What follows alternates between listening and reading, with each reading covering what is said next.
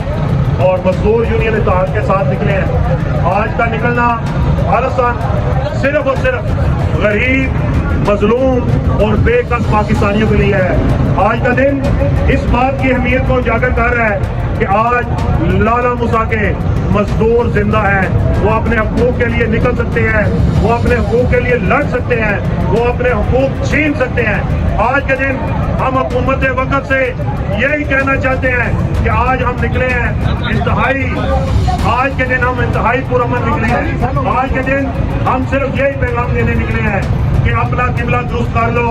IMF سے باتیں جو آپ نے کی ہیں ان کو ختم کر دو، ان غریبوں پر، ان مسکینوں پر ظلم کے پہاڑ بند کر دو۔ اگر تم نے یہ ظلم کے پہاڑ ڈالنے بند نہ کیے تو پھر یہ مزدور پرامن نہیں رہیں گے، یہ پھر مزدور آپ کے گھروں کا گھیراؤ کریں گے، یہ مزدور پھر نکلیں گے، یہ مزدور اسلام آباد کا گھیراؤ کریں گے، یہ مزدور اپنے حقوق کے لیے لڑیں گے۔ اور آج کے دن ہم